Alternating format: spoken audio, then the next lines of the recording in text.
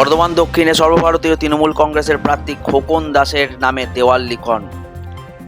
তাদের প্রার্থী খোকন দাস কত ভোটের ব্যবধানে জিতবে আর তারা সেইটা নিয়ে কতটাই বা আশাবাদী, চলুন দেখে নেব। আজকে 7 নম্বর ওয়ার্ডে আপনাদের কী কী কর্মসূচি নিয়েছেন আপনাদের সর্বভারতীয় তৃণমূল কংগ্রেসের প্রার্থী খোকন দাসের ভোট প্রচারের উদ্দেশ্যে যদি আমাদেরকে একটু জানান।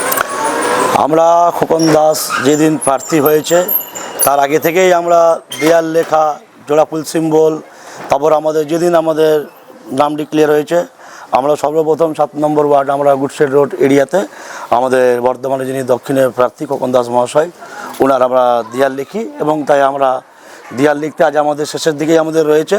আমাদের আজকে মোটামুটি দেয়াল সম্পূর্ণ হবার পথে রয়েছে। তার মধ্যে আমাদের ব্যানার, ফেস্টুন, আমাদের আরও লিফলেট দিয়েছিলেন। আমরা ডোর টু ডোর আমরা তার মধ্যে প্রচারটাও করছি। নতুন কিছু অভিনবত্ব এনেছেন নাকি প্রচারের মধ্যে? হ্যাঁ, প্রচারের মধ্যে রয়েছে আমাদের যেহেতু বাড়ির মহিলারা তারা সবাই স্বতঃস্ফূর্তভাবে এগিয়ে এসছেন। তারা চাইছে আবার পুনরায় মমতা ব্যানার্জিকে মুখ্যমন্ত্রী করার জন্য সবাই এগিয়ে রয়েছেন প্রচারের মধ্যে আমাদের। 7 নম্বর ওয়ার্ডে তৃণমূল কংগ্রেসের নেতা প্রমোদ হরিজন বললেন মমতা ব্যানার্জিকে আবার তারা মুখ্যমন্ত্রী হিসাবে দেখতে চান। দেখে নেব তৃণমূল কংগ্রেসের কর্মী জাহানারা কি বললেন।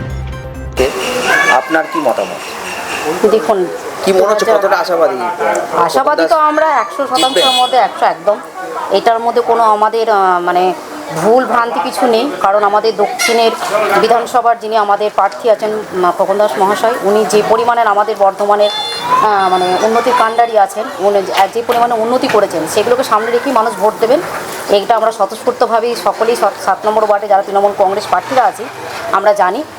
যার জন্যই আমরা যখন থেকে জানতে পেরেছি যে খোকন দাস মহাশয় পুনরায় আবার দ্বিতীয়বারের জন্য প্রার্থী হিসেবে মনোনীত হয়েছেন, আমরা তখন থেকেই দেয়ালের লেখন বলুন, প্রচারমূলক কাজ বলুন, সমস্ত কিছু চালিয়ে গেছি। আজকে আমাদের খালিবিল মাঠের যে সেন্ট্রাল রোড সকাল 7টা থেকেই আমরা বৃষ্টি উপেক্ষা করি দেয়াল লেখন চলছে এবং আগামীকাল পর্যন্ত এবং এখন কন্টিনিউয়াসলি আমাদের দেয়াল লেখন চলবে।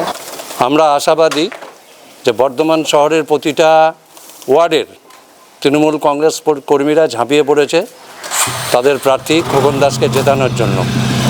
আমরাও 7 নম্বর ওয়ার্ডে আজকে যারা তৃণমূল কংগ্রেস কর্মীরা আছি ডোর টু ডোর করার সময় দেখেছি বাড়ির মহিলারা গ্যাস সিলিন্ডার নিয়ে তারা খুবই ক্ষুব্ধ। তৃণমূল কংগ্রেস কর্মী গিরি বললেন গ্যাস নিয়ে মহিলারা ক্ষুব্ধ।